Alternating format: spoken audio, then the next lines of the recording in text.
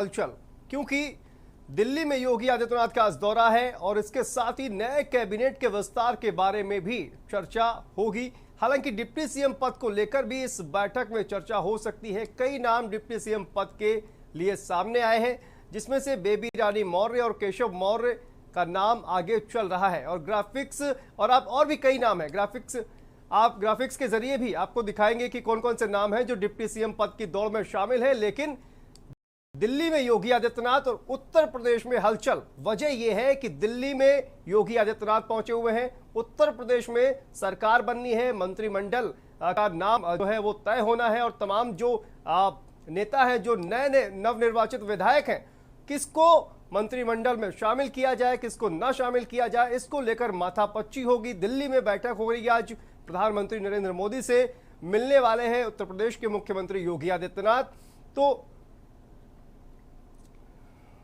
तो इसको लेकर जो है वो चर्चा होगी। और आपको बता दें कि दिल्ली के यूपी सदन पहुंच चुके हैं उत्तर प्रदेश के मुख्यमंत्री योगी आदित्यनाथ। तो दिल्ली पहुंचे योगी आदित्यनाथ। उत्तर प्रदेश में सरकार के गठन को लेकर चर्चा और शाम 5 बजे पीएम मोदी से मुलाकात होगी योगी आदित्यनाथ। उत्तर प्रदेश के मुख्यमंत्री की योगी कैबिनेट में डिप्टी सीएम पर हो सकती है चर्चा। तो इस वक्त की बड़ी खबर हम आपको बता रहे हैं। डिप्टी सीएम की दौड़ में 4 नाम शामिल हैं और उसको लेकर चर्चा हो सकती है। दिल्ली पहुंच चुके हैं योगी आदित्यनाथ।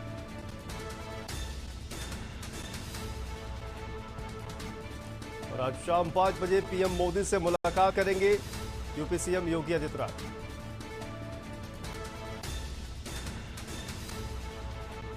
और इसी खबर पर हमारे साथ दिल्ली से रेजिडेंट एडिटर अमित दुबे और लखनऊ से संवाददाता चंद्रमणि शुक्ला हमारे साथ लगातार बने हुए हैं। अमित जी, जिस तरह से योगी आदित्यनाथ अब चूंकि पहुंच चुके हैं दिल्ली और कहा जा रहा है कि डिप्टी सीएम कौन होगा, इसको लेकर चर्चा हो सकती है। अमित जी जी बिल्कुल, न सिर्फ डिप्टी सीएम बल्कि मंत्री कौन कौन होंगे उसे लेके भी चर्चा होनी है। शपथ ग्रहण समारोह कब होगा, कब मुख्यमंत्री शपथ लेंगे, तारीख भी दिल्ली में ही डिसाइड होगी। और अब से कुछ देर में सिलसिला जो है वो चालू होने वाला है। मुख्यमंत्री जो है वो दिल्ली पहुंच चुके हैं और जिस जगह मैं खड़ा हूँ ये केंद्रीय संगठन मंत्री बीएल संतोष का घर है। तो सबसे पहले यहाँ बीएल संतोष के यहाँ मिलने आएंगे और इसके बाद जो है सिलसिलेवार मुलाकातों का दौर जो है वो शुरू होगा। चाहे हम उपराष्ट्रपति वेंकैया नायडू की बात करें या प्रधानमंत्री नरेंद्र मोदी की बात करें, राजनाथ सिंह की बात करें, जेपी नड्डा की बात करें, इन तमाम नेताओं से आज मुख्यमंत्री मिलेंगे। जहां तक उप मुख्यमंत्री पदों की बात है या कैबिनेट में कौन कौन होगा, ये तमाम विषय जो है वो अमित शाह, राष्ट्रीय अध्यक्ष जेपी नड्डा, बीएल संतोष जो कि संगठन मंत्री है, इन सबके साथ चर्चा में रहेंगे। लेकिन फिलहाल की जो मुलाकात है वो औपचारिक मुलाकात है, खासतौर पर चाहे वो वेंकैया नायडू से बात करें, क्योंकि दूसरी बार जो है बीजेपी पूर्ण बहुमत में आई है। और ऐसे में मुख्यमंत्री जब भी आते हैं तो तमाम अपने संगठन के लोगों से, तमाम सरकार के लोगों से जो बैठे हुए हैं उन सब लोगों से मुलाकात करते हैं। और ये पहली मुलाकात है दूसरे कार्यकाल की अगर हम बात करें जब शुरू होने जा रहा है। तो अब मुलाकात का दौर शुरू होगा और इसके बाद जो है वो, क्योंकि अभी तक अमित शाह के साथ मिलने का टाइम फिक्स नहीं हुआ और ऐसे में गृह मंत्री अमित शाह के साथ जो मुलाकात होगी वहां पे राष्ट्रीय अध्यक्ष जेपी नड्डा भी मौजूद होंगे और वहीं पे तमाम मंत्रिमंडल को लेके आखिरकार मंत्रिमंडल का स्वरूप क्या होगा, कितने डिप्टी सीएम होंगे, कितने कैबिनेट मंत्री होंगे, उसका स्वरूप तय किया जाएगा। जी बिल्कुल, जैसा कि आपने अमित जी कहा कि ये औपचारिक मुलाकात है, निश्चित तौर पर औपचारिक मुलाकात है कि उत्तर प्रदेश में प्रचंड जीत हासिल की है और उसके बाद प्रधानमंत्री नरेंद्र मोदी से मिलने के लिए पहुंचे हुए हैं योगी आदित्यनाथ। तो ये मुलाकात तो होगी, लेकिन इसमें जो है वो तमाम मुद्दों पर भी चर्चा होगी, क्योंकि मंत्रिमंडल का गठन होना है और जैसा कि आपने ही बताया था कि केंद्रीय नेतृत्व ही इस पर फैसला लेता है। तो ये मुलाकात जो है वो कहीं ना कहीं बेहद अहम है और शपथ ग्रहण समारोह को लेकर भी इसमें चर्चा हो सकती है। अमित जी देखिए, इसमें कोई दो राय नहीं है कि राजनीतिक पार्टी है, तमाम राजनीतिक विषयों पे चर्चा होती है। हर एक के साथ जो औपचारिक मुलाकात होती है उसमें भी कई विषयों को लेकर चर्चा होती है, इसमें कहीं कोई संदेह नहीं है। लेकिन पर्टिकुलर आखिरकार मंत्रिमंडल का स्वरूप क्या होगा, क्या 2 ही डिप्टी सीएम होंगे या इनकी संख्या बढ़ सकती है, ये सारे विषय जो है ये बैठ के तय किए जाएंगे। जो सिंगल एक एक करके मुलाकात होती है, चाहे वो प्रधानमंत्री के साथ मुलाकात हो या राष्ट्रीय अध्यक्ष के साथ मुलाकात हो, संगठन मंत्री के साथ मुलाकात हो, राजनाथ सिंह जो कि रक्षा मंत्री हैं उनके साथ मुलाकात हो, व्यक्तिगत मुलाकातों में इस तरह की चीजें सिर्फ चर्चा रहती है, पे कोई मोहर नहीं लगती है और सिर्फ एक औपचारिक चर्चाएं होती है। लेकिन जो वास्तविकता है, जो कि आखिरकार शपथ ग्रहण समारोह की तारीख से लेके और मंत्रिमंडल के लोगों तक की जो चर्चा है वो बाकायदा एक बैठक के जरिए होगी, जिसमें स्वतंत्र देव सिंह भी मौजूद होंगे, यूपी के संगठन मंत्री सुनील बंसल भी मौजूद होंगे, केंद्रीय संगठन मंत्री BL संतोष मौजूद होंगे, राष्ट्रीय अध्यक्ष मौजूद होंगे और अमित शाह मौजूद होंगे, क्योंकि अमित शाह के इर्द गिर्द पूरी राजनीति घूमती है और खासतौर पर अमित शाह जो है वो बीजेपी के चाणक्य माने जाते हैं और मैनेजमेंट के लिए उनका कोई सानी नहीं है। ऐसा बीजेपी लगातार इस बात को न सिर्फ कहती रही है बल्कि साबित करती रही है। तो जाहिर तौर पे जो विषय है इन विषयों पे भी चर्चा हो रही है, लेकिन फिलहाल जो मुलाकात का दौर है वो शुरू होने वाला है। 1 बजे का जो टाइम था वो BL संतोष से मिलने का था। अब से कुछ देर बाद मुख्यमंत्री इस जगह पे पहुंचेंगे जहां BL संतोष से मुलाकात करेंगे और उसके बाद फिर तमाम चीजें जो हैं वो लगातार बढ़ती चली जाएंगी। जी ठीक है अमित जी, लौटेंगे आपके पास। चंद्रमणि शुक्ला हमारे साथ लखनऊ से लाइव जुड़े हुए हैं। चंद्रमणि आपके पास आते हैं। ये तो हो गई दिल्ली की बात, अमित जी ने बता दिया कि दिल्ली में क्या कुछ हो रहा है।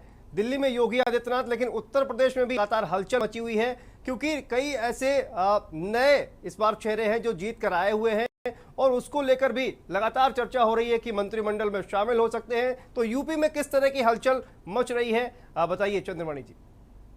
जी बिल्कुल, हम बात करें उत्तर प्रदेश की और खास तौर से लखनऊ की, तो लखनऊ में यकीनन तौर से हलचल का दौर है और जो जीते हुए प्रत्याशी हैं भारतीय जनता पार्टी की, वो किसी न किसी जुगत में लगे हुए हैं कि कैसे भी उन्हें मंत्री पद मिल जाए, क्योंकि जो भी विधायक जीत कर आता है एक लालसा रखता है, एक अपने लिए उम्मीद रखता है कि भारतीय जनता पार्टी जैसे दल से वो विधायक चुन के आया है तो उसे किसी भी समय मौका मिल जा सकता है। क्योंकि कई राज्यों में ऐसा देखा गया है, चाहे गुजरात की बात करें या अन्य राज्यों की बात करें, तो वहां पर एक बार पहली बार चुने हुए विधायक बन गए। और उत्तर प्रदेश में भी देखा गया, जब विस्तार हुआ था तब कई मंत्री ऐसे बने थे जो पहली बार के विधायक थे और उन्हें मंत्री पद मिल गया था। तो पुराने विधायक हैं वो इस जुगत में हैं कि कैसे भी उनका मंत्री पद बचा रहे, या बहुत दिनों से जो संगठन या अन्य क्षेत्रों से भाजपा से जुड़े रहे हैं उन्हें किस तरह से मंत्री पद मिल जाए। तो तमाम तरह की जद्दोजहद है और सभी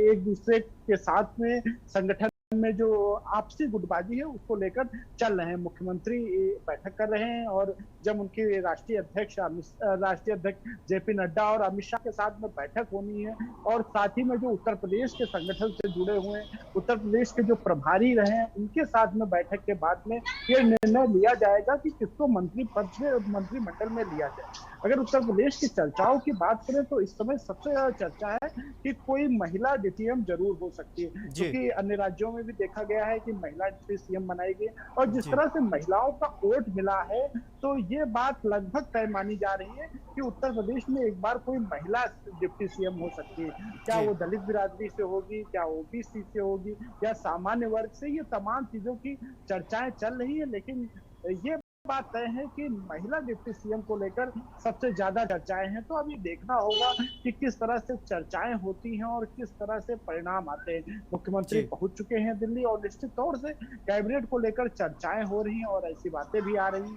कि होली के बाद में शपथ ग्रहण होगा, तो होली तक जो है आपसी खींचतान चलती रहेगी, क्योंकि जब दल कोई बड़ा दल जीत कर आता है तो उसके लिए भी उसमें भी आपसी खींचतान होती है। और जिस तरह से इतने बड़े बहुमत से जीत कर आई है, 273 विधायक हैं, उनको सबको संतुष्ट करना है और जो गठबंधन के 2 दल हैं उनको भी कैसे संतुष्ट करना है, क्योंकि इस बार जो गठबंधन के दल हैं उनके विधायकों की भी संख्या ज्यादा है। चाहे बात करें अपना दल की तो अपना दल के 12 विधायक हैं, वहीं अगर बात करें निषाद पार्टी की तो उनके 6 विधायक और भाजपा के टिकट पर लड़े 5 सदस्य, तो कुल मिलाकर 11 विधायक निषाद पार्टी के।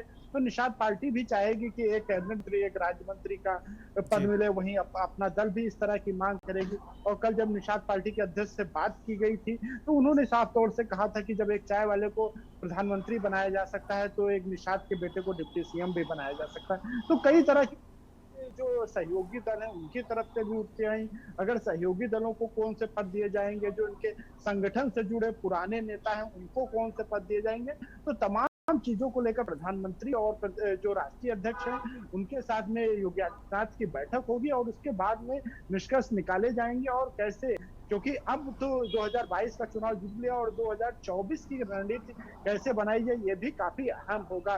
क्योंकि भारतीय जनता पार्टी की अगर बात करें तो जिस दिन चुनाव खत्म होता है उसके अगले दिन से तैयारी शुरू कर देती है। तो अब ये भी अहम होगा कि किस तरह से जाति समीकरणों को साधा जाए, किस तरह से माहौल बनाया जाए कि जो 24 का आने वाला चुनाव है उसमें भी भारतीय जनता पार्टी की इसी तरह की स्थिति बनी रहे। तो तमाम चीजों पर, पहलुओं पर मंत्रणा की जाएगी और मंत्रणा के बाद में निष्कर्ष निकाला जाएगा। क्या उत्तर प्रदेश में इस बार डिप्टी सीएम के पद होंगे? अगर डिप्टी सीएम के पद होंगे तो क्या वो महिला होगी, किस जात से आएगी, किस वर्ग से आएगी, तो तमाम चीजों पर अभी संशोधन बरकरार है। और निश्चित तौर से जब आज बैठक होगी तो बहुत कुछ फाइनल हो जाएगा। हालांकि जब पब्लिक डोमेन में आएगा तब जब शपथ ग्रहण लेंगे मंत्री लोग तभी पता चलेगा। लेकिन अभी की बात करें तो आज बहुत कुछ मुख्यमंत्री और प्रधानमंत्री और गृह मंत्री की बैठक के बाद में निर्णय लिए जाएंगे। वहीं राष्ट्रीय अध्यक्ष की सहमति के बाद में बहुत कुछ स्पष्ट हो जाएगा। जी ठीक है। तो जो इशारा आप कर रहे हैं वो किस तरफ कर रहे हैं ये समझ आ रहा है, लेकिन अपने दर्शकों को, आप दोनों लोग बने रहिए हमारे साथ, अपने दर्शकों को ग्राफिक्स के जरिए दिखाते हैं कि आखिर कौन कौन से वो चेहरे हैं जो कि डिप्टी सीएम के रेस में है। देखिए, स्वतंत्र देव सिंह भारतीय जनता पार्टी के प्रदेश अध्यक्ष भी हैं उत्तर प्रदेश के, और इसके अलावा डिप्टी सीएम की दौड़ में बेबी रानी मौर्य ये भी शामिल है, एक बड़ा चेहरा। अगर अनुसूचित जाति की बात करें ब्रजेश पाठक, ब्राह्मणों की अगर बात करें तो एक बड़ा चेहरा डिप्टी सीएम की दौड़ में केशव प्रसाद मौर्य भी शामिल है। पहले कार्यकाल में भी केशव प्रसाद मौर्य डिप्टी सीएम की दौड़ में शामिल थे। तो ये वो चेहरे हैं जो डिप्टी सीएम की दौड़ में शामिल है, स्वतंत्र देव सिंह, बेबी रानी मौर्य, तो ब्रजेश पाठक और इसके अलावा केशव प्रसाद मौर्य, ये वो चेहरे हैं जो डिप्टी सीएम की दौड़ में शामिल हैं। और यहां पर रुकते हैं एक छोटे से ब्रेक के लिए और ब्रेक के बाद फौरन हाजिर होते हैं। आप देख रहे हैं के न्यूज, खबरों का सारथी। Yes! Yes, yes, yes. In your face, loser. See you in soccer.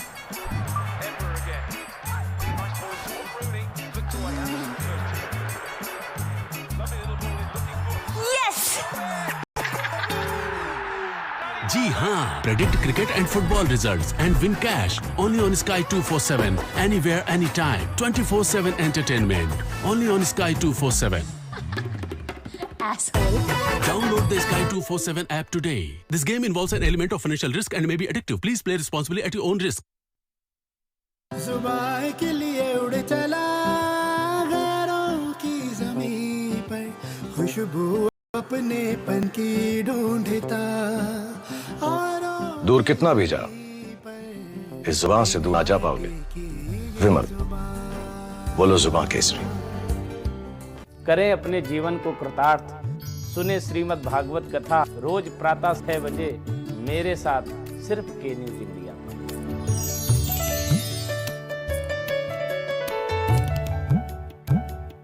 खुदी को आजमाया है तो ये अंदाज आया है, खुदी को आजमाया है तो ये अंदाज आया है। तुम में भी मैं हूं, शुद्ध प्लस पान मसाला। आप देख रहे हैं के न्यूज, खबरों का सारथी। ब्रेक के बाद एक बार फिर से आप सभी का स्वागत है। तो हम बात कर रहे थे दिल्ली में योगी आदित्यनाथ, लेकिन उत्तर प्रदेश में हलचल मची हुई है। आखिर क्यों? क्योंकि दिल्ली में योगी आदित्यनाथ पहुंचे हुए हैं, तमाम केंद्रीय नेताओं के साथ मुलाकात करेंगे और उसके बाद उत्तर प्रदेश के जो हालात इस वक्त है मंत्रिमंडल को लेकर, उस पर चर्चा होगी, शपथ ग्रहण को लेकर चर्चा होगी। तो इसी पर लगातार हमारे साथ रेजिडेंट एडिटर अमित दुबे जी बने हुए हैं, साथ में चंद्रमणि शुक्ला हमारे साथ लखनऊ से बने हुए हैं। तो ये तस्वीरें भी आप देख सकते हैं कि किस तरह से वहां पर पहुंचे हुए हैं। अमित जी, आपके पास वापस आते हैं। जिस तरह से अभी हमने दिखाया कि वो कौन कौन से चेहरे हैं जो इस बार डिप्टी सीएम की दौड़ में शामिल हैं। सवाल यह है कि क्या केशव प्रसाद मौर्य को दोबारा मौका मिल सकता है, क्योंकि इस बार वो चुनाव भी हार गए हैं, या फिर कोई नई भूमिका उन्हें दी जा सकती है? अमित जी, देखिए कई सारे सवाल हैं। अगर हम बात करें केशव प्रसाद मौर्य की जो भूमिका रही है, जब वो प्रदेश अध्यक्ष थे तो उस दौरान बीजेपी 3 से ऊपर सीटें लेके आई थी और पहला नारा जो है वो केशव प्रसाद मौर्य ने ही दिया था कि अब की बार 300 के पार, और वही 300 पार बीजेपी निकल गई थी। तो जाहिर तौर पे केशव प्रसाद मौर्य की भूमिका को नकारा नहीं जा सकता, लेकिन ऐसे में बड़ा सवाल ये भी उठता है कि क्या पार्टी इस तरह का कदम लेगी, उन्हें डिप्टी सीएम बनाएगी, एक बड़ा सवाल है। क्योंकि कहीं ना कहीं इस बात जी को बिल्कुल भी अमित जी, और कहीं ना कहीं दर्शकों को अपने बता दें कि ये देखिए यूपी सदन से निकलने की तस्वीरें हैं, और इसके बाद ही जो बैठकों का दौर है, मुलाकातों का दौर है, वो शुरू होगा। उत्तर प्रदेश के मुख्यमंत्री योगी आदित्यनाथ दिल्ली में यूपी सदन से निकल चुके हैं, ये तस्वीरें हम आपको दिखा रहे हैं, और इसके बाद ही मुलाकातों का जो दौर है वो शुरू होगा। तमाम केंद्रीय नेताओं से मुलाकात करेंगे, संगठन के नेताओं से मुलाकात करेंगे उत्तर प्रदेश के मुख्यमंत्री योगी आदित्यनाथ। तो यूपी सदन से निकल चुके हैं उत्तर प्रदेश के मुख्यमंत्री योगी आदित्यनाथ। वापस आते हैं अमित जी, अपनी बात पूरी करिए अमित जी। देखिए केशव प्रसाद मौर्य की भूमिका को नकारा नहीं जा सकता है, लेकिन क्योंकि वो चुनाव हार गए तो इसे लेके भी पार्टी को एक बार सोचना पड़ेगा, क्योंकि कई ऐसे सारे लोग हैं जो कि कहीं ना कहीं सवाल भी खड़ा करेंगे कि आखिर हारे हुए प्रत्याशी को किस पद पे बिठाया गया है। ये पार्टी को भी जवाब देना होगा, पार्टी को भी तय करना होगा। हालांकि अभी तक जो है खास तौर पे बात करें तो कई नाम जो है वो अन्य नाम जो है वो लगातार सामने निकल के आ रहे हैं, और ये भी कहा जा रहा है कि चाहे बेबी रानी मौर्य की बात करें, ब्रजेश पाठक की बात करें, तमाम अन्य लोग हैं जो नए डिप्टी सीएम के रूप में जिन्हें बनाया जा सकता है, चाहे दिनेश शर्मा हो या अन्य लोग हो, इन्हें संगठन में भी बड़ी भूमिका दी जा सकती है। तो यहाँ पे क्योंकि केशव प्रसाद मौर्य की बात है, अपनी सीट जरूर नहीं बचा पाए। लोग ये भी कहते हैं कि केशव प्रसाद मौर्य वो फैक्टर है जो कि तमाम सीटों को जिताने में बीजेपी में अहम भूमिका निभाते रहे हैं। तो अब जो है पूरी चीजें हैं वो जो केंद्रीय नेतृत्व के हाथ में, केंद्रीय नेतृत्व को तय करना है कि आखिरकार किस तरह से वो मंत्रिमंडल में ठीक है अमित जी, वक्त की कमी है। एक कमेंट चाहूंगा चंद्रमणि से। चंद्रमणि देखिए 2024 में लोकसभा चुनाव होना है, और उससे पहले डिप्टी सीएम बनाकर 2024 को भी साधने की पूरी कोशिश की जाएगी। एक छोटा सा जवाब आपसे चाहूंगा कि 2024 में जो कहा जाए कि अनुसूचित जाति के जो मतदाता हैं उनको साधने की कोशिश की जाएगी। बेबी रानी मौर्य एक महत्वपूर्ण नाम है, और ओबीसी जो वोटर है उनको भी लुभाने की कोशिश की जाएगी। इस पर आपका कमेंट क्या है चंद्रमणि जी? बिल्कुल, अगर हम बात करें कि भाजपा जो है वो अगले चुनाव की तैयारी जिस दिन चुनाव जीतती है करने लगती है, निश्चित तौर से आगे 2024 है, और 2024 को लेकर जो जातीय समीकरण बैठाने का वो जरूर प्रयास करेगी। और जिस तरह से देखा गया जब से मोदी युग की शुरुआत हुई है तब से देखा गया है कि उत्तर प्रदेश में लोकसभा का चुनाव वो ब्राह्मण प्रदेश अध्यक्ष के चेहरे पर लड़ते हैं, और जो विधानसभा का चुनाव होता है वो ओबीसी प्रदेश अध्यक्ष होता है। ये अक्सर ये जब से मोदी युग की शुरुआत हुई तब से ये देखा जा रहा है। तो निश्चित तौर से जिस तरह से प्रदेश अध्यक्ष और की बात होती है तो जो डिप्टी सीएम का पद भी देना है, तो जिस तरह से पिछली बार एक ब्राह्मण चेहरे को डिप्टी सीएम का पद था और एक ओबीसी चेहरे को डिप्टी सीएम का पद था, तो इस बार भी ऐसा किया जा सकता है कि एक ब्राह्मण चेहरा या एक ओबीसी या बिच चेहरे को डिप्टी सीएम का मौका दिया जाए। तो उसमें भी एक सबसे महत्वपूर्ण बात है किसी महिला को दिया जा सकता। जी बिल्कुल जी, तो बहुत बहुत शुक्रिया आप दोनों का, क्योंकि वक्त की थोड़ा कमी है। तमाम महत्वपूर्ण बातों को दर्शकों के सामने रखने के लिए आप दोनों का बहुत बहुत शुक्रिया। तो किसी महिला को भी जो है वो उप मुख्यमंत्री बनाया जा सकता है। इसके अलावा तमाम जो जातीय समीकरण है उनको भी साधने की पूरी कोशिश की जा रही है, क्योंकि 2024 में लोकसभा चुनाव होने वाला है। उसको लेकर भी जो केंद्रीय नेतृत्व है वो लगातार जो है वो सोच रहा है। तो इस बुलेटिन में फिलहाल इतना ही, लेकिन खबरों का सिलसिला लगातार जारी है। आप देखते रहिए के न्यूज़ इंडिया। नमस्कार।